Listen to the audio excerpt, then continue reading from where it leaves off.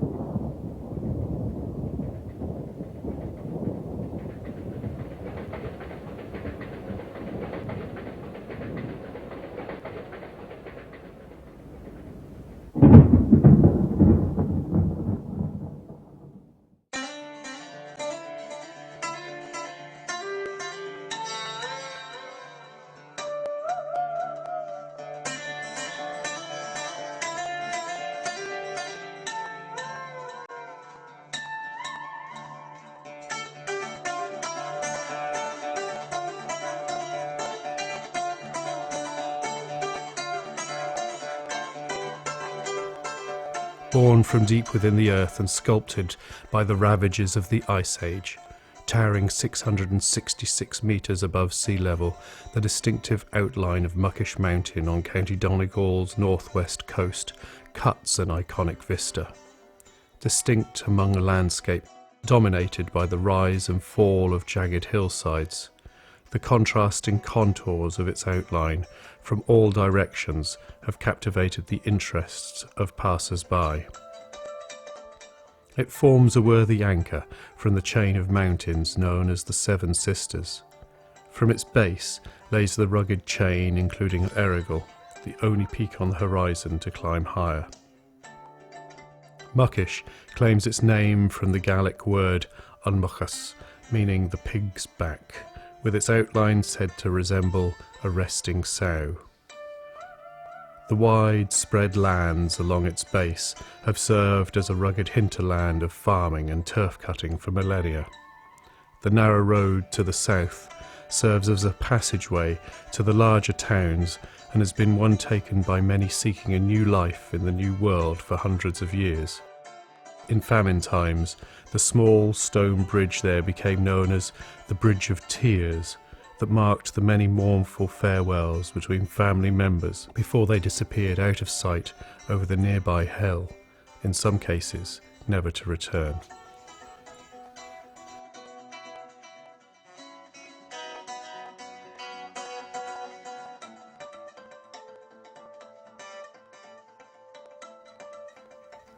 But as they stood under the shadow of Muckish, for millennia the mountain held a secret that would later prove a valuable tie in keeping many others from taking the boat away from here in search of work.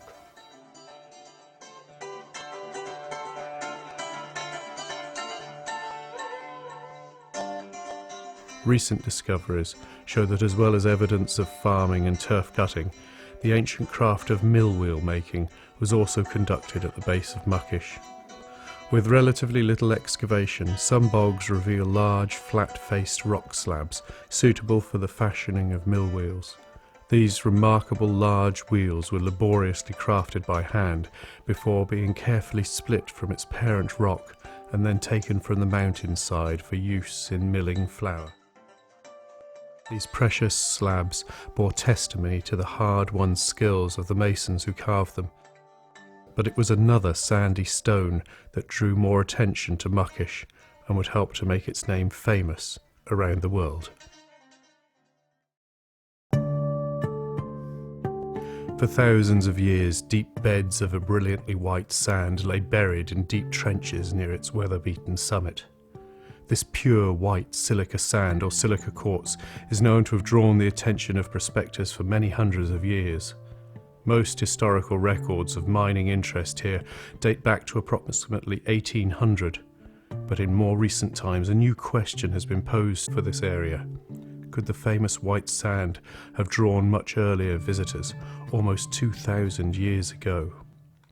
Well, one of the most interesting things is that there's a collection of Roman or sub-Roman objects from the coast, more or less up around Dunfanaghy, Sheephaven, maybe stretching across to Falcarrig and Gortahurk. And why are they there? This is a bit unusual. They're mainly things like brooches and toilet implements, small tweezers, that sort of thing. And what are they doing there? In fact, they're still a relatively small collection, but they're a very high concentration in terms of the Ireland as a whole. And in fact, there's a professor in Oxford, Thomas Charles Edwards, who written in a major book on early Christian Ireland.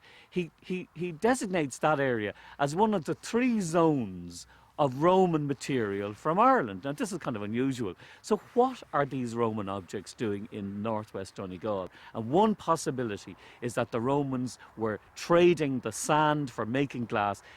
The Romans made lots of glass. They needed sand for making glass is relatively rare, and certainly that is one possibility that they knew of, and by some process they found out that there was this high quality sand in the Muckish area. And of course the Muckish would have been, you know, like a beacon if you were sailing into Sheephaven Bay. It was very clear where you were, and that's what they were doing in that part of the world.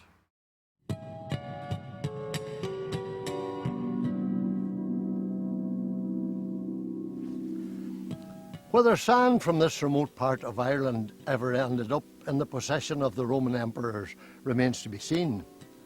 One thing is clear though, it had been known for over 200 years that the enchanting site of Muckish not only gave the area its iconic landmark, but also a precious raw material that would eventually become known around the world.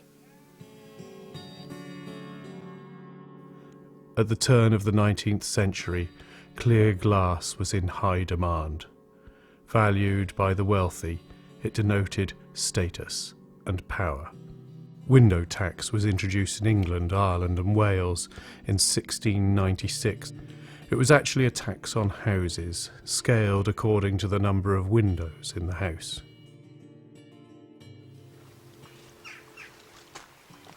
In the year 1780, there was a change in the law to allow the establishment of new large-scale glass factories that became known as glasshouses. As this paved the way for more manufacture, it would now require more raw material to create this treasured luxury. Small-scale quarrying may have started around this time, but surveyors had by then noted the mountain's remarkable white rock, 30 yards thick. In 1802, a statistical survey of the county recorded on the estate of the Stewart family, who resided at Ard's house, now Ard's Friary. Silica seemed to be in limitless abundance. By this time, some small quantities of the powdered sand had been shipped to Belfast and used to produce glass of the highest quality. The sand was quarried by local man William Brennan, who supplied it for 2 guineas a ton.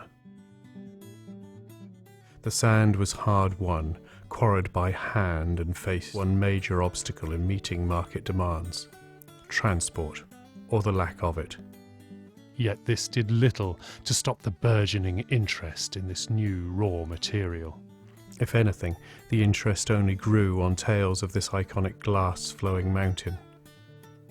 Efforts to begin exporting the silica in ever greater quantities were reported, but the lack of technology and heavy machinery, along with the expense of shipping, resulted in the small-scale quarry being disused for long periods.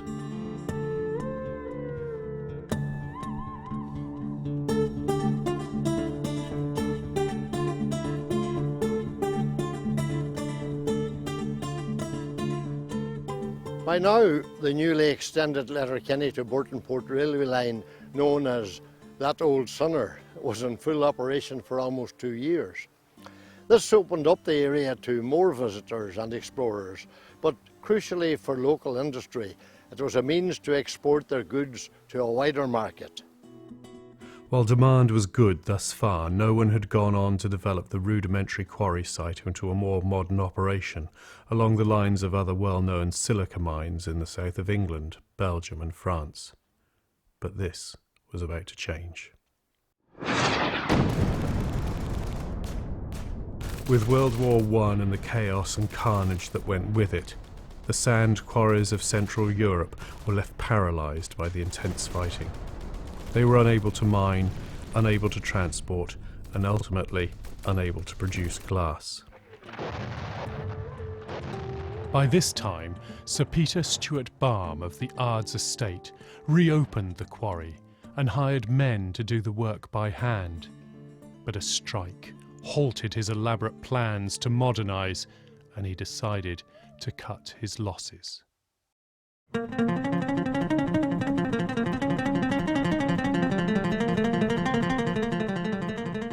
The precious sand deposits sat and waited, begging to be extracted by more modern methods. But it looked as if the mighty Muckish, perched on the fringe of Western Europe, might be a bridge too far for the prospectors to travel.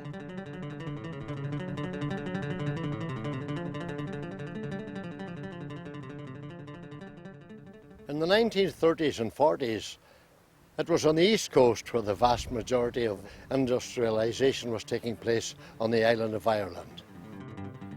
The large urban centres of Dublin and Belfast were bustling and vibrant. Their harbours were filled with vessels from all over the world, and the streets were coming to terms with the new phenomena called traffic.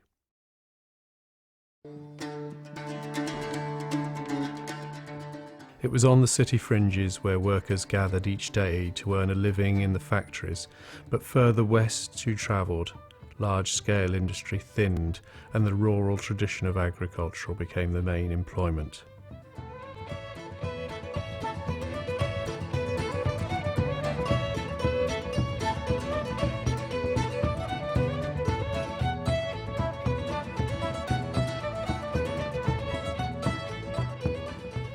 By the 1930s, the rail network stretched from coast to coast, north to south, east to west, and this provided a route for those who wished to venture further in search of employment and to help those in the urban centres to leave the city behind when they wanted to enjoy a holiday where the pace of life was slower and more relaxed. From a city train station, you could leave the noise and this newfound traffic behind, and a day later, in places like Creasler, they found themselves half a world away. As they pulled up at a station, it would become abundantly clear to visitors that the pace of industrial change in the east had not crossed the island as quickly as the new train service. The pace of life was slower and more relaxed, and this rustic way of living captivated visitors. A traffic jam here came in different ways to the east.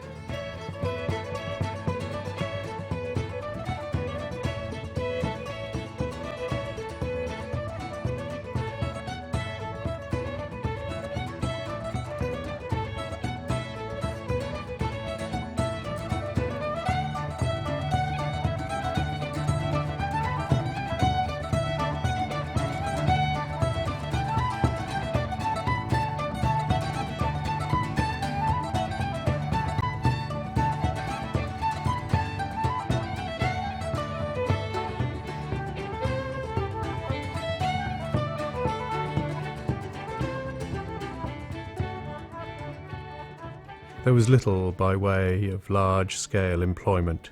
Fishing, farming and emerging tourism trade accounted for most of the employment that was there. It wouldn't be long before someone with a sharp eye for business would see that the area was rich in low-cost labour, with many men ready to answer the call for regular work and a weekly wage. But above all, high on the barren rocky slopes of Muckish, lay tons of what had been described as the second best optical sand in the world, worth millions by today's standards for those willing to take the risk. The fuse to a new industry in this area was lit, but it would take another world event to shift the focus back to the sand beds on Muckish.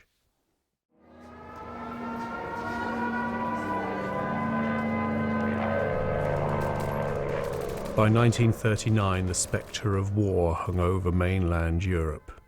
when intense fighting broke out across the continent, the more popular sand mines of Central Europe closed again. In 1940, a state mining lease was granted for the Donegal site, and a company called Irish Minerals Limited was established by Arklow-based industrialist Lawrence O'Toole.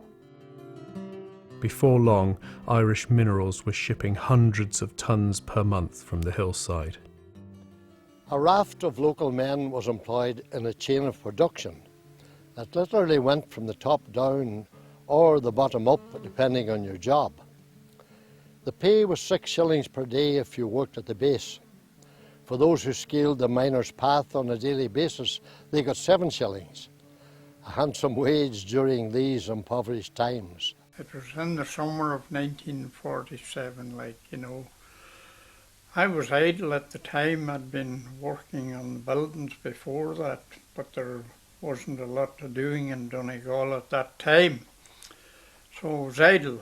I was idle for a couple of months, So Muckish was the only job close to me. It wasn't close, but it was the closest, You left on your own way working that time. Well, we used to cut a lot of turf and just you'd drive it out of Falkera and make an odd shilling that way. Aye. Oh, aye. I was 18 then, and I went up to John Brogan, the ganger up in Carnamadi, the bicycle, and asked him for the work, and he gave it to me. Bob Hughes, that's the man who started me. Before I started working in Muckish, I was working in John Free's, building that garage, helping to build that garage. So there was a job going on Muckish, and I found out about it, and there was a forester there, Joe Conway, and Joe Farrell was a mechanic down there. I'll say Joe Conway put on a spoke for me, but anyway I got the job. So I started down there and got a test on the lorry and went up to Muckish, and it wasn't a very good start. But anyway, after a bit of a siege, we got the load on and came down and dumped the load. Farrell said to me, "You're okay, head back on your own again." So that's what I done. I'll leave here at 7 and cycle over to Russia. Yes, that's right. What lorry took you? Well, there were Mucky, Josie Galler and Molly Kelly.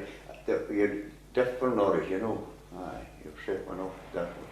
I used to start in Cashel with an old boy called Charlie Moore, and into Crease there at Mary Ann's. Most people would know where Mary Ann's corner is.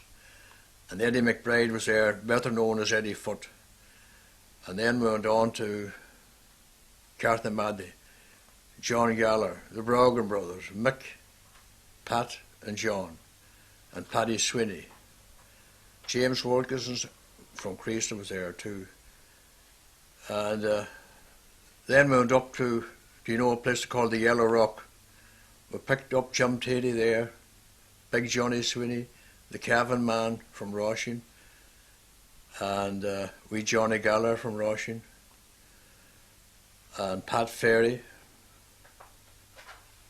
Well, that's some of the boys, there's a lot more than that, but I forget all the names after, suppose, more than 50 years. And I would say they're mostly all dead now. I started off about 10 past 7 in the morning, went to Cashel and picked up Charlie, and all the boys there on the way, Eddie Foot and on over Carthamaddy. Picked all the boys up, dropped them at the foot of Muckish, and it was all them fellas had to walk maybe a few miles, 2 or 3 miles, 4 miles maybe, to get the truck from Derrydale, and half of them, some of them near Falkera. I picked them up at the Yellow Rock and took them up and dropped them there, and they headed up Muckish with their bit of timber on their back. And you wouldn't see the men again until about, suppose, half five in the afternoon again. They'd come down, load them all up in the lorry again, and just drop them off at the the places you picked them up in the morning. I would go to the top only when there was something needed up there. You would carry it up. And that's it. But I didn't work on the top walkies, no. Never. No.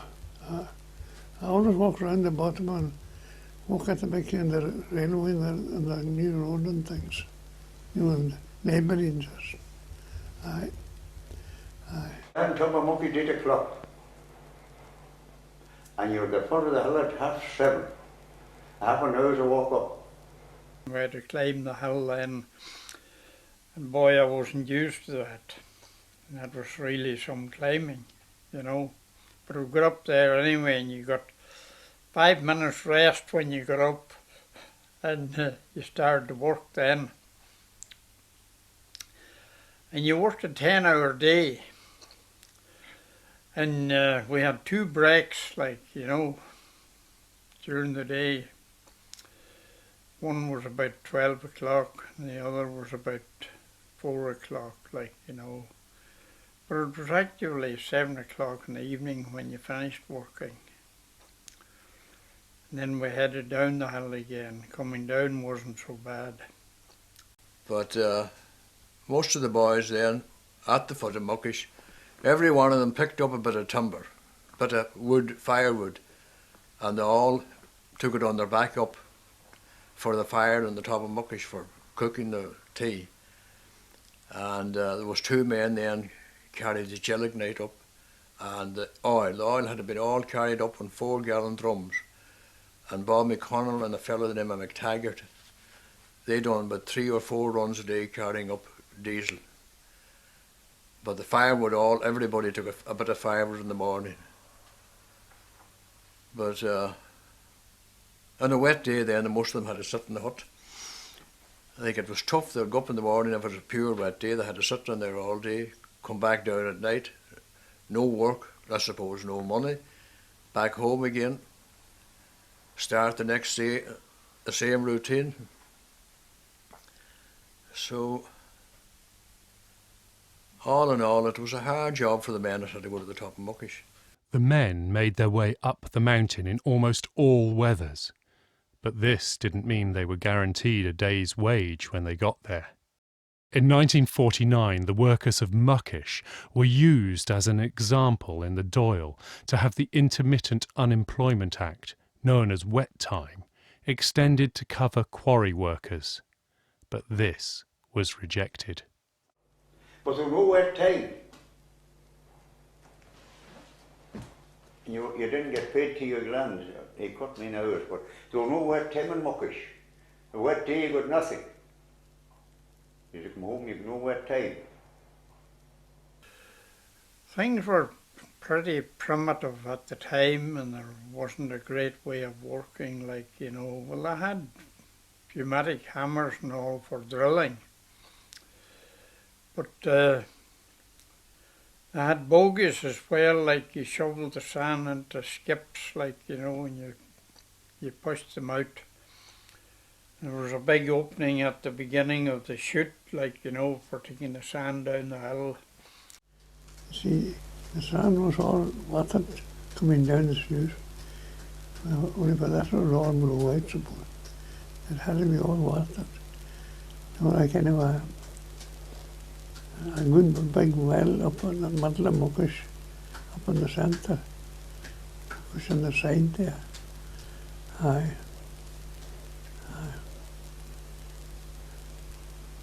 Oh. The sand used to flow down a steep chute, but then when the ground levelled out, and the sand wouldn't roll on it, they pumped the water up from down below and got it behind the sand, which flushed the sand down onto the washing machine. And the washing machine there was just a big yoke, like the sand would on like a washing machine, an ordinary clothes washing machine, and it washed all the sand and dropped down and then to bins, which was a place like, if there was no roof on this, it'd be a place like here.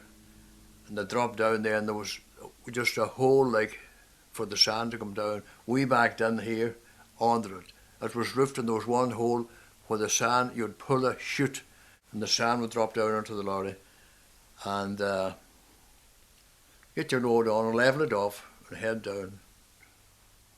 Get it off as quick as you could. Make it a cup of tea in ours and the canteen, or else in Muckish in a wee small hut along with the sheep.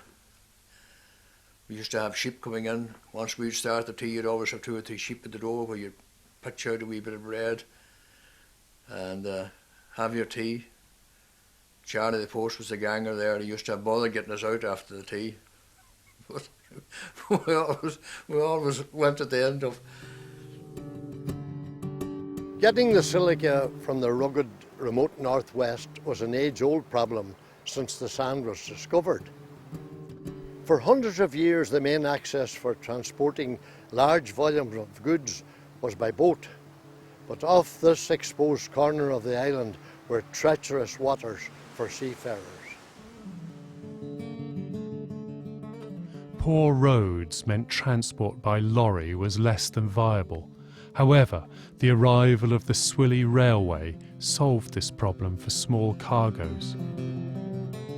With outside expertise now able to access the area more readily, the industrialist Mr. O'Toole re-examined the possibility of removing the sand by boat. Under his direction, he erected a pier at Ards, capable of housing hundreds of tons of sand.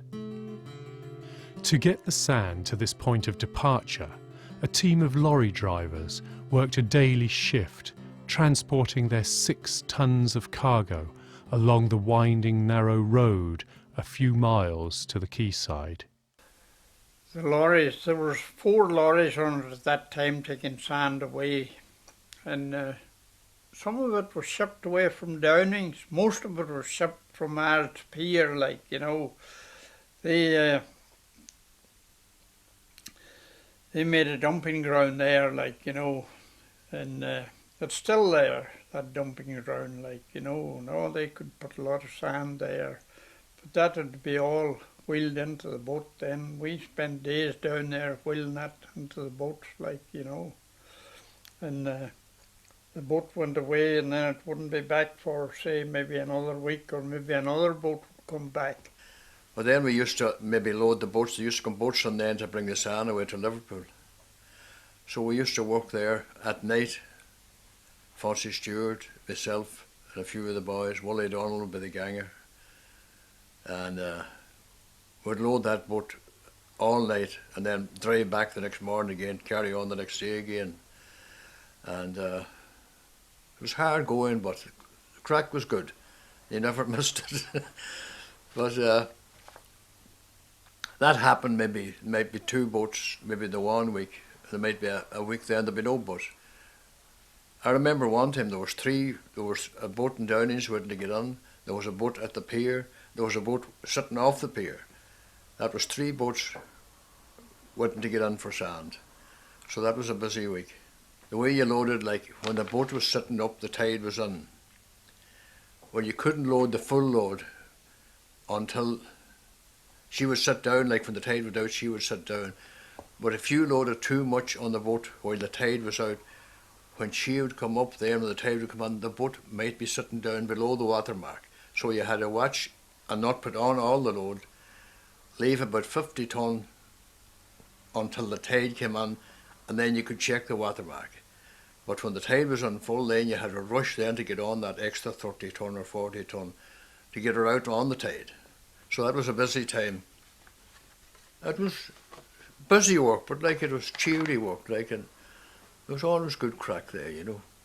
But I remember like visitors coming up there, and we were working on pretty high ground there, and one of them said to me, "You can see the Mull Kintyre from here," like, you know, and so you could. That was wonderful, like, that was a very clear day, like, you know, you wouldn't see it on a misty day, like, you know. But the thing I never liked about it was that it didn't matter how you had your piece wrapped, you were still chewing sand, like, you know. To bring up the explosive, we used to have bring up the explosives now, 48 pound of gelignite. It was in a carton, £48. We used to have to bring that up to the foot of Muckish, and the boys would carry it up. But this day, I was told to dig up the gelignite. So Willie O'Donnell put the £48 in the back of the truck. And a box of caps I took into the cab. We always carried them in the cab. So when I went up to the foot of Muckish, I backed in onto the bin. Charlie, the post, filled up the lorry on top of the gelignite. I had forgotten all about it. Took it down to the pier and dumped it. Fonzie was piling the sand with a chase side. And when I came back with the second load, Fonzie says to me, he says, there's a lot of gelignite dropping out of this conveyor. Oh, Jesus, I says, I must have forgot to get out the gelignite. So Charlie, the post, John Brogan was on the top of the hill then, he wanted the gelignite. So the word got down, where is the gelignite? So the boss went down to Willie O'Donnell, and that was Leyland, he was an Englishman, he was the boss. He went down to Willie O'Donnell and asked, who took up the gelignite? Of course, Willie being a good man, he said he didn't know. He said some of the drivers took it up.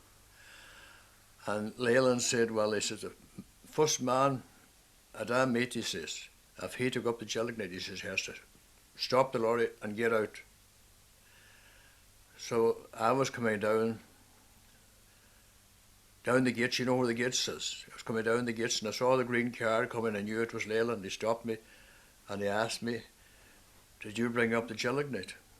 No, I says, I didn't hear nothing about gelignite at all. I says, it wasn't me brought it up. That's okay, he says, head off. So he went round all the drivers like that and nobody took it up. Willie O'Donnell knew who took it up and Fonzie knew, but they never told. So nobody got sacked over it anyway. And we got most of the gelignite picked up again and back to work. It was gelignite that was used for blasting. And when the gelignite was all put into the holes, like it was stemmed up, you know, and then it was lunchtime. They blew a whistle for lunchtime. So we all went over to the hut, like, you know, that tin hut. We all went in there.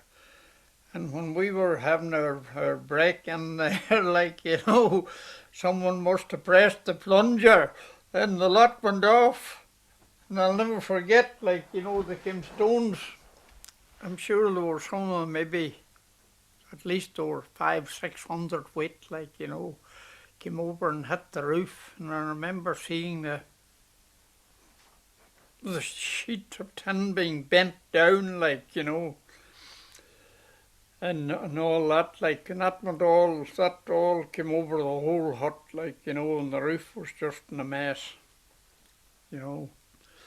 So that went over fairly quick, like that only lasted maybe half a minute or something, like, you know, and there we were sitting there, all a bit frightened. But the ganger man told us to stay there, like, you know, that we were all safe enough. But they were very careful about the blasting afterwards, like they never left it, like, you know, they never left it ready to be set off, like, you know, again. And they were very, very careful about that stuff, like, you know, because they could have bloody killed the half of it. With the war now ended, production in mainland Europe was back in full operation, relegating the raw material from the far northwest of Ireland down the supply chain. By 1954, the machines and crushers ground to a halt, and production ceased. Now the once busy back road that snaked its way to the base of the bustling site fell silent. When it became apparent the sand industry was gone, the larger machinery, the compressor, trolleys and tools were removed. All that was left behind of this once vibrant place was the remains of its machinery bolted to the rock face. The wooden chute, which saw thousands of tons of smooth sand cascade to the bottom, was left to rot. the harsh weather of the North Atlantic continued to pummel the iron machinery left behind until it rusted and seized. These rusting icons remain today, only serving as a reminder of what once was. Proposals to construct a pipeline to pump sand directly to a new processing plant near the old railway line closer to Creasla village failed, when the parent company were unable to secure the rights to the land required in 1956. The pipeline never was realised, and despite attempts by a local developer to restart quarrying in the 1960s, the fate of Muckish sand was sealed. It went on till about 1954, or 50, it went on to 54 anyway. And there were maybe about 20, 30 men up there at that time, I was away them years, I was working up in the north of Scotland, but I never wanted to go back to Muckish again. Because I had eaten enough sand while I was there.